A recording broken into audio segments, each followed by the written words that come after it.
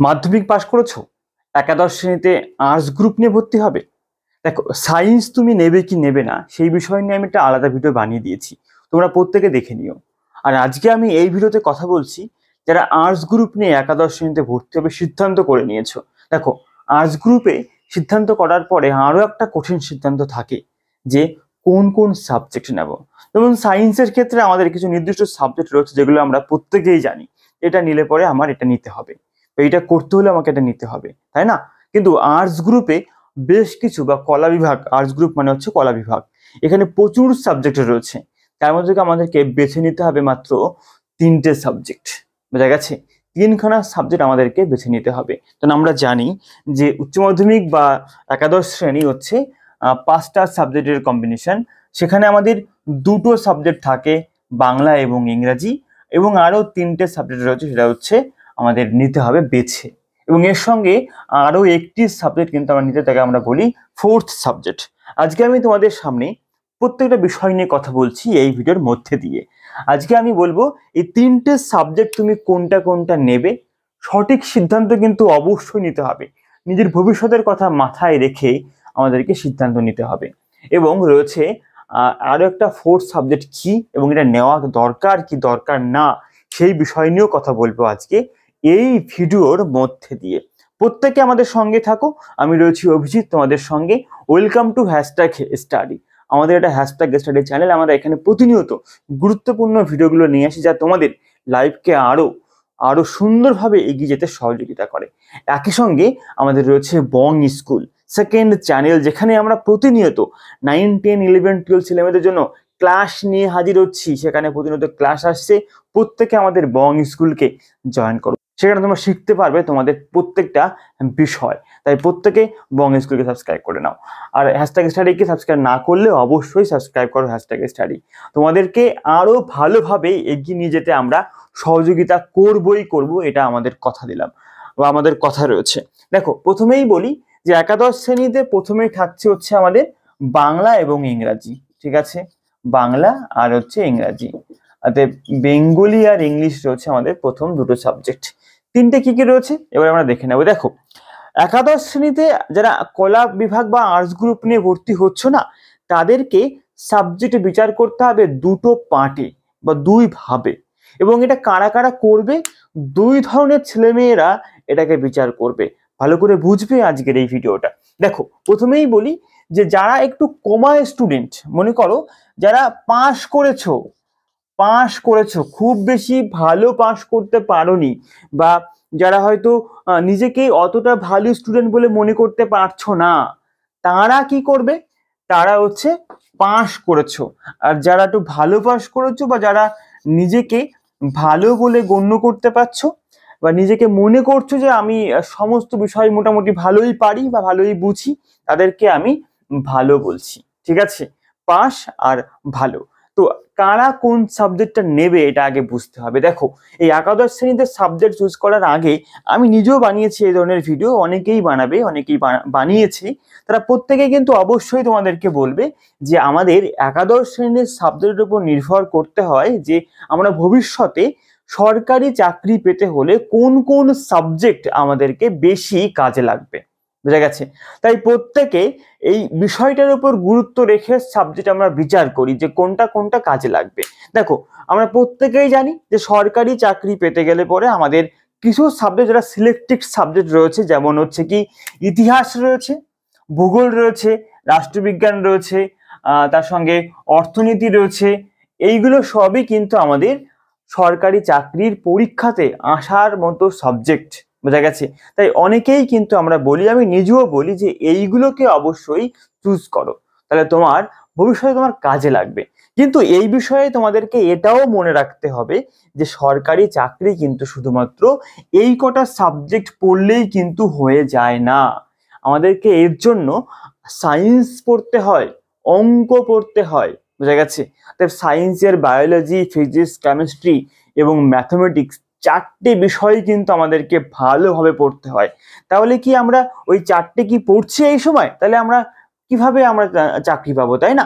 তো আমাদেরকে এইটা যদি আমরা নাও পড়ি তাও পরে পড়তে হবে, আর সায়েন্স যেমন এখন পড়ছি না ওটাও আমাদেরকে পরে পড়তে হবে।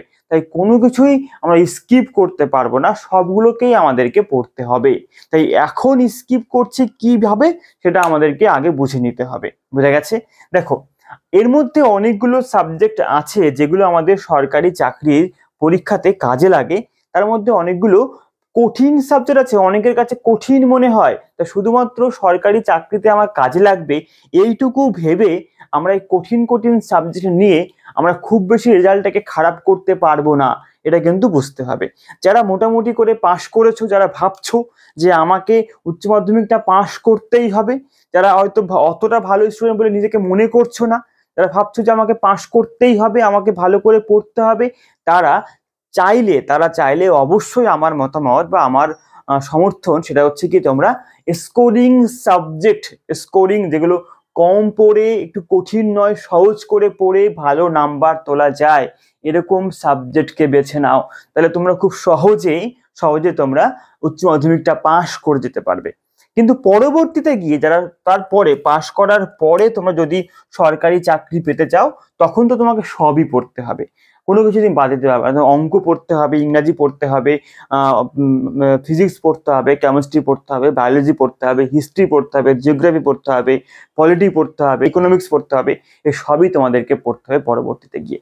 তাই যারা এখন নিজেকে পাশ করতে চাইছো তারা কোন কোন সাবজেক্ট নেবে, অর্থাৎ কোনগুলো পড়লে তোমার বেশি নাম্বার তুমি তুলতে পারবে। দেখো, বাংলা ইংরাজি আমাদের কমন গেল। এরপরে দেখো রয়েছে ইতিহাস। ইতিহাসটা কিন্তু যথেষ্ট কঠিন সাবজেক্ট, এটা অনেকের কাছে কিন্তু সহজ নয়, অনেকে ভালো বোঝে না, অনেকে ভালো মনে রাখতে পারে। তাই ইতিহাসটাকে তোমরা স্কিপ করো স্কোরিং সাবজেক্টের মধ্যে থেকে, স্কোরিং সাবজেক্ট কিন্তু ইতিহাস নয়। জিওগ্রাফি অনেকটাই কঠিন সাবজেক্ট কমা ছেলে মেয়েদের জন্য, কেন জিওগ্রাফিটা কিন্তু অনেকেই পারে না, প্র্যাকটিক্যাল রয়েছে এখানে। তাই জিওগ্রাফিটাও কিন্তু স্কোরিং সাবজেক্ট নয়। স্কোর উঠবে, অনেকেই ভালো স্কোর তুলবে, কিন্তু সবার জন্য কিন্তু এটা স্কোরিং সাবজেক্ট নয়। তারপরে রয়েছে রাষ্ট্রবিজ্ঞান। দেখো, রাষ্ট্রবিজ্ঞানটা এমন একটা সাবজেক্ট, একটু বোঝার সাবজেক্ট। তোমরা চাইলে পরে তোমরা রাষ্ট্রবিজ্ঞান নিতে পারো, ঠিক আছে। কারণ রাষ্ট্রবিজ্ঞানটা আমার কাছে ভীষণ প্রিয় সাবজেক্ট, তোমাদের কাছে প্রিয় সাবজেক্ট নাও হতে পারে। তাই রাষ্ট্রবিজ্ঞানটা মানে একটু কম পড়লে, একটুখানি বুঝে টেকনিক নিয়ে পড়লে কিন্তু ভালো নম্বর তোলা যায়। তোমরা চাইলে পরে তোমরা রাষ্ট্রবিজ্ঞানটা নিতে পারো, কারণ এটা যেহেতু স্কোরিং সাবজেক্টের মধ্যে কিন্তু আমি ফেলছি, কিন্তু মোটামুটি একটু পড়তে হবে, একেবারে না পড়ে ভালো নাম্বার তোলা কোনো সাবজেক্টে সম্ভব নয়। তাই রাষ্ট্রবিজ্ঞানটা তোমরা পড়তে পারো, তাহলে এটা কিন্তু স্কোরিং সাবজেক্ট রয়েছে। দর্শন, দেখো দর্শনটা কিন্তু স্কোরিং সাবজেক্ট, এটা অনেক ভালো নাম্বার কিন্তু পাওয়া যায়, কিন্তু এটা কথা মনে রাখতে হবে, যদি তুমি দর্শন মনে করো তুমি নিজে নিজে একা বই থেকে পড়ে বা কোনো সাজেশন বই পড়ে তুমি ভালো নাম্বার পাবে, এটা কিন্তু তুমি পাবে না, উচ্চ মাধ্যমিকে তো পাবেই না, ঠিক আছে। কেননা এখানে প্রচুর লজিক্যাল জিনিস আছে, তোমাকে বুঝতে হবে, শিখতে হবে, লিখতে হবে, কিন্তু কঠিন জিনিস নয়, ঠিক আছে। সায়েন্সের মতো কঠিন জিনিস নয়, একটুখানি মানে বুদ্ধি থাকলে তুমি পারবে। তাই একটুখানি পড়তে হবে, মানে ভালো স্যারের কাছে পড়তে হবে, তুমি এখানে ভালো নাম্বার তুলতে পারবে, ঠিক আছে। শিক্ষাবিজ্ঞান কিন্তু স্কোরিং এর মধ্যে ফেলা যায়, শিক্ষাবিজ্ঞানটা ফেলা যায়, কেননা শিক্ষাবিজ্ঞানটা একটুখানি পড়লে ভালো নাম্বার তোলা কিন্তু যায়। তবে যারা একেবারে ইতিহাসটা একেবারেই বোঝো না, তারা কিন্তু এই সমস্ত বিষয়গুলো একটু খারাপ লাগবে পড়তে, এখানে বেশ কিছু সাল টাল রয়েছে। যারা ইতিহাসটা একেবারেই ভালো লাগে না তারা শিক্ষাবিজ্ঞানটা নাও নিতে পারো, কারণ এখানে কিন্তু অনেকটা ইতিহাসের মতো বিষয় কিন্তু ক্লাস 11-এ আমরা দেখতে পাবো। বোঝা গেছে? এরপর রয়েছে পরিবেশবিদ্যা। পরিবেশবিদ্যা হচ্ছে কি, জীবন বিজ্ঞানের মতো সাবজেক্ট রয়েছে এটা পরিবেশবিদ্যা। প্রচুর নাম্বার ওঠে, সিলেবাস খুব ছোট, 4টে অধ্যায় আমাদেরকে পড়তে হয়, অত বেশি অধ্যায় কিন্তু নেই এখানে। প্রচুর টপিক রয়েছে, কিন্তু জীবন বিজ্ঞান যাদের পছন্দ ছিল তারা কিন্তু পরিবেশবিদ্যা নিয়ে পড়তে পারো, মানে এখানে কিন্তু নাম্বার তোলা যায়, এটা কিন্তু স্কোরিং সাবজেক্ট অবশ্যই বলতে পারি। সংস্কৃতটা কি আছে, সবার জন্য স্কোরিং, সবার জন্য, মানে কি একটুখানি পড়াশোনা করলে এখানে ভালো নাম্বার পাওয়া যায়, সবাই তুলতে পারে। যে সায়েন্স ভালো বোঝে বা ইতিহাস ভালো বোঝে না সেও পারবে, যে ইতিহাস ভালো বোঝে, সায়েন্স ভালো বোঝে না সেও পারবে। তো সবার জন্য কিন্তু স্কোরিং হচ্ছে সংস্কৃত সাবজেক্ট রয়েছে, ঠিক আছে। এটা অবশ্যই পড়তে পারো।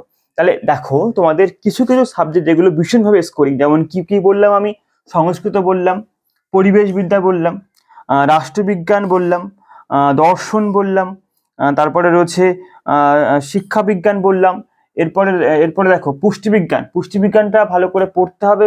পুষ্টিবিজ্ঞানটা না পড়লে পারবে না। পুষ্টিবিজ্ঞানটা অনেক স্কুলে নেই, এটাকে বলা নিউট্রিশন।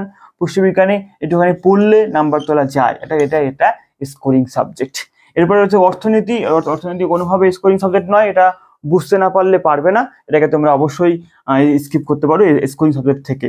কম্পিউটার অ্যাপ্লিকেশন, এখানে তোমরা না বুঝতে পারলে পারবে না, এটাকে আমরা স্কোরিং বলছি না, কিন্তু যারা একটু বোঝো, একটু পড়াশোনা যারা ভালোর মধ্যে পড়ছো, তারা কিন্তু কম্পিউটার থেকে প্রচুর নাম্বার তুলতে পারবে। ঠিক আছে, এরপরে দেখো রয়েছে শারীরিক শিক্ষা। শারীরিক শিক্ষা কিন্তু তোমরা নিতে পারো, এখানে একটুখানি পড়াশোনা করতে হবে, কিছু প্র্যাকটিক্যাল রয়েছে, সেগুলো করতে পারলে তোমরা অবশ্যই মানে হচ্ছে ফিজিক্যাল প্র্যাকটিক্যাল রয়েছে, এখানে একটুখানি করতে পারলে এখানে ভালো নাম্বার তুমি করতে পারো। এটা কিন্তু স্কোরিং সাবজেক্ট। ঠিক আছে, এইগুলো নিয়ে পড়লে পরে তোমরা কিন্তু ভালো নাম্বার তুলতে কিন্তু পারো। দেখো, যারা মোটামুটি করে ভালো তারা কি নেবে আমি বলে দিচ্ছি প্রত্যেকের জন্য। যারা মোটামুটি করে ভালো তারা, আর যারা পাস করেছো, প্রথমে আসি পাস করেছো, কি নেবে? এখানে তোমরা বাংলা ইংরেজি তো অবশ্যই নেবে দর্শন নেবে শিক্ষাবিজ্ঞান, নেবে সংস্কৃত। ঠিক আছে, নেবে নিউট্রিশন মানে পুষ্টিবিজ্ঞান নেবে, শারীরিক শিক্ষা নেবে। ঠিক আছে, এইগুলো সব নাম্বার তোলা যাবে। দর্শন রয়েছে, পুষ্টিবিজ্ঞান আর রাষ্ট্রবিজ্ঞান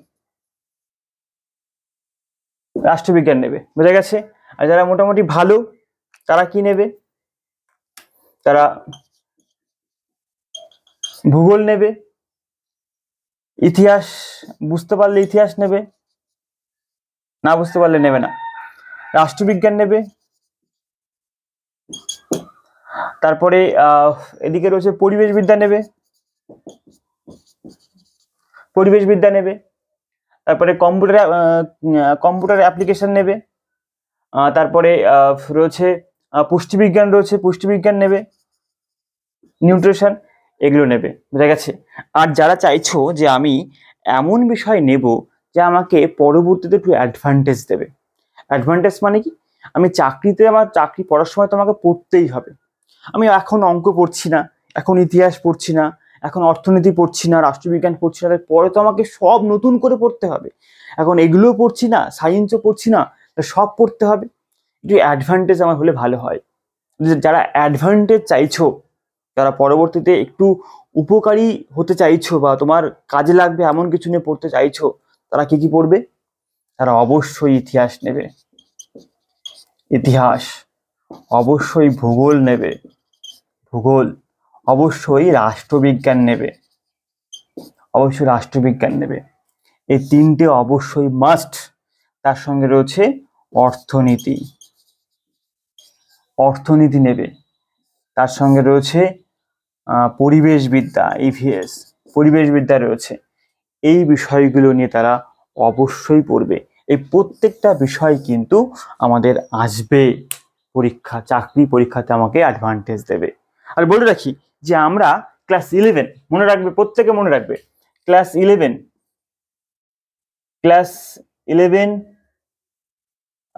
এবং 12 এদের জন্য নতুন ব্যাচ রয়েছে, আমাদের অনলাইন ব্যাচ, যেখানে আমরা বাংলা, রাষ্ট্রবিজ্ঞান, ইতিহাস এবং ভূগোল বিষয়ের অনলাইন ক্লাস রয়েছে, আলাদা আলাদা শিক্ষক রয়েছে। ঠিক আছে, এবং তারা প্রত্যেকে অনলাইনে পড়াবে, তোমাদেরকে সহযোগিতা করবে। যদি তোমরা অনলাইনে ভর্তি হতে চাও বা আমাদের ব্যাচে ভর্তি হতে চাও, অনলাইনে পড়তে, তারা প্রত্যেকে আমাদের সঙ্গে যোগাযোগ করো। আমাদের 9330284005 এই নাম্বারে ফোন করো। 9330284005 এই নাম্বারে যোগাযোগ করো। হোয়াটসঅ্যাপ করতে পারো। তোমরা অবশ্যই চাইলে পরে আমাদের নতুন যে অনলাইন ব্যাচ বা অনলাইন ক্লাস রয়েছে সেখানে তোমরা জয়েন হতে পারো। এবং তোমরা এই যে রাষ্ট্রবিজ্ঞানটা তো আমি তোমাদেরকে নিজে পড়াবো, রাষ্ট্রবিজ্ঞান বাংলা পড়াবো তোমাদেরকে, সেখানে তোমরা একদম দারুণ করে আমি তোমাদেরকে রাষ্ট্রবিজ্ঞানটা বুঝিয়ে দেবো। যারা রাষ্ট্রবিজ্ঞানটা ভয় পাও বা যারা মনে করছো যে রাষ্ট্রবিজ্ঞানটা কঠিন সাবজেক্ট, সেখানে কিন্তু আমি তোমাদেরকে রাষ্ট্রবিজ্ঞানটা দারুণভাবে বুঝিয়ে দেবো, যা তোমাদের কাছে মানে কোনো ব্যাপারই না রাষ্ট্রবিজ্ঞানের নাম্বার তোলাটা, বুঝা গেছে? তো এই ছিল হচ্ছে আজকে আমাদের ক্লাস 11 সম্পর্কে ভিডিও। তোমরা প্রত্যেকে আমাদের সঙ্গে জুড়ে যাও, আমাদের সঙ্গে থাকো। বং স্কুলকে সাবস্ক্রাইব করো ফ্রি ক্লাস পেতে। বং স্কুলে থাকছে ফ্রি ক্লাস, পেইড ক্লাসে অবশ্যই আমাদের ফোন করো বা আমাদের সঙ্গে হোয়াটসঅ্যাপে যোগাযোগ করো অনলাইন ক্লাস নিতে। তাই প্রত্যেকে আমাদের সঙ্গে যুক্ত হও, আমাদের সঙ্গে থাকো। আশা করছি তোমাদের আর্টস গ্রুপে অনেক ভালো জায়গা তৈরি করব, ঠিক আছে? এবং সায়েন্স গ্রুপের জন্য এখনো অনলাইন ক্লাস চালু হয়নি, আমাদের অ্যাপস রেডি হচ্ছে। অ্যাপস রেডি হওয়ার পরে তোমরা সায়েন্সের ক্লাসও পাবো। আগামী বছর থেকে আমরা সায়েন্স থেকে শুরু করছি, ঠিক আছে? আজকে হচ্ছে এইটুকু ছিল আমাদের মূল ক্লাস, মূল আলোচনা। কেমন লাগলো অবশ্যই কমেন্ট করে জানিও। ভালো লাগলে পরে অবশ্যই তোমরা নিচে #স্টাডি এবং বং স্কুল লিখে দিও, ঠিক আছে? প্রত্যেকের লাইফ আরো ভালো হোক, প্রত্যেকে আরো উন্নতির দিকে এগিয়ে যাও, এই শুভকামনা নিয়ে শেষ করছি আজকের আমাদের এই গুরুত্বপূর্ণ ভিডিও।